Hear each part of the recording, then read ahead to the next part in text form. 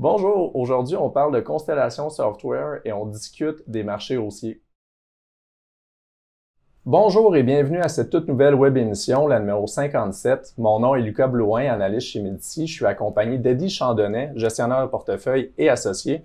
Oui, bonjour Lucas. Bonjour Eddie. Lucas, aujourd'hui, on a une première question qui concerne Constellation Software. Une question qui nous vient de Stéphane, un des fans de Médici qui demeure en Belgique. Donc, salutations spéciales à Stéphane en Belgique. Stéphane nous demande, est-ce que la croissance de Constellation Software, Constellation qui devient de plus en plus grosse, est-ce que ça peut devenir une problématique? Et en même temps, il nous demande, est-ce que Constellation Software devient plus risqué étant donné qu'il doit faire des acquisitions plus grosses et possiblement payer des multiples d'évaluation plus élevés?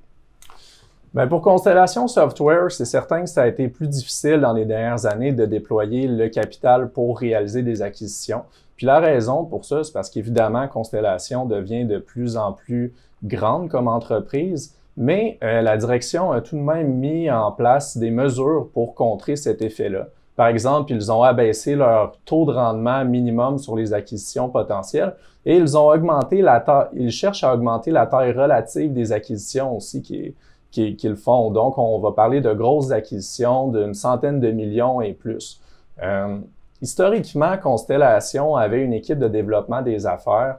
Et donc, ils entraient en contact avec des entrepreneurs, développaient des relations d'affaires et ça pouvait éventuellement mener à une acquisition plusieurs années plus tard. Mais comme on augmente dans la grosseur des acquisitions, mais c'est une stratégie qui fonctionne peut-être un petit peu moins bien.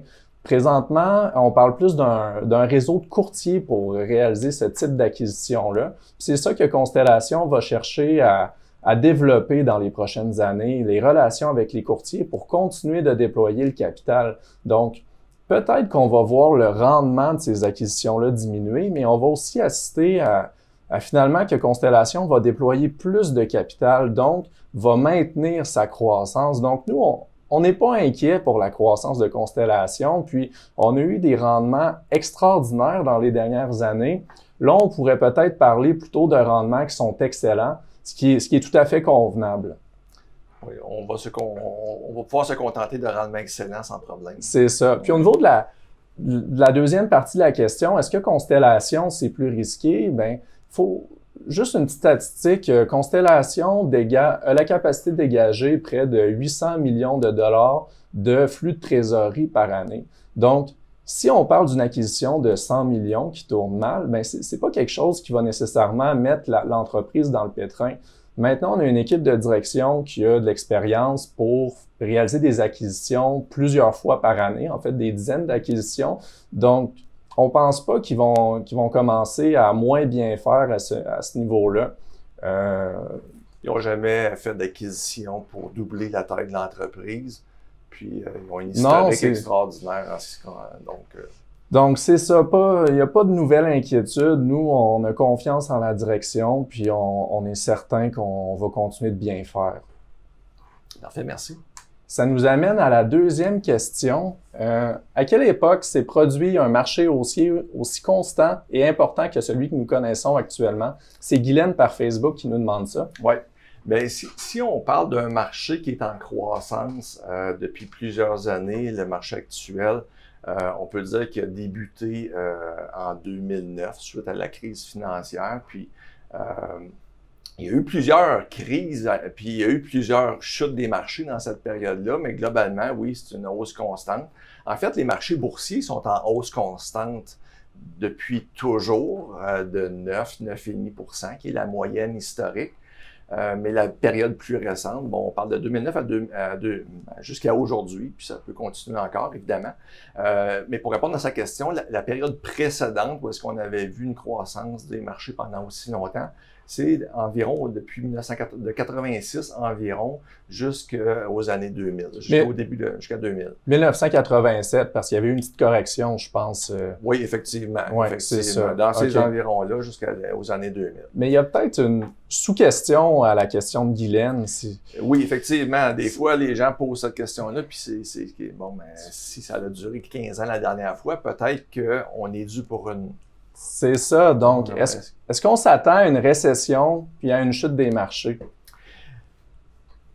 Prévoir une récession, une chute des marchés, c'est impossible.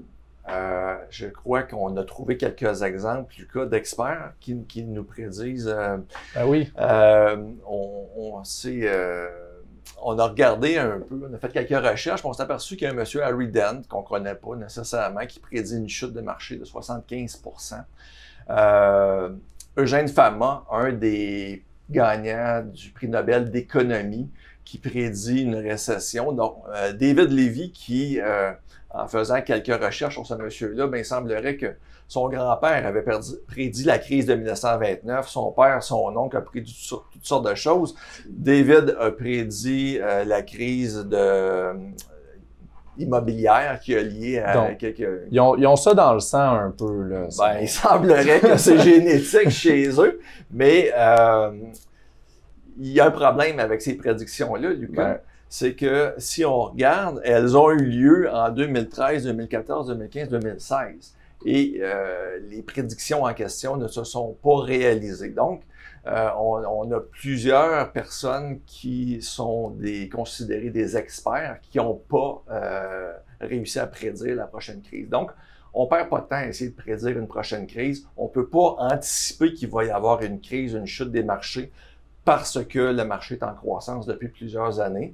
Peut-être que Guylaine pourrait s'attendre à avoir un rendement peut-être moins élevé dans les prochaines années. Le marché a très bien performé dans les dernières années, mais peut-être que le rendement espéré, au lieu d'une moyenne de 9, 9,5 historique, peut-être que le marché peut être en dessous de sa moyenne historique, puis dans les 10 prochaines années, le marché va peut-être générer un rendement de 7% au lieu de sa moyenne de 9, 9,5, mais ça ne veut pas dire nécessairement qu'il va y avoir une chute des marchés. Donc, on n'essaye pas de prédire les crises. On revient à la base, on n'achète pas le marché, on achète des entreprises et il faut demeurer discipliné dans l'application de notre stratégie. Donc, choisir des entreprises qui ont des avantages concurrentiels durables, qui sont dirigées par des dirigeants qui ont à cœur l'intérêt des actionnaires. Quand on choisit des bonnes entreprises qui ont peu ou pas d'endettement, on va bien faire à long terme, ça on en est certain. Souvent, ces entreprises-là vont tirer profit des crises, des récessions pour gagner des parts de marché sur des compétiteurs.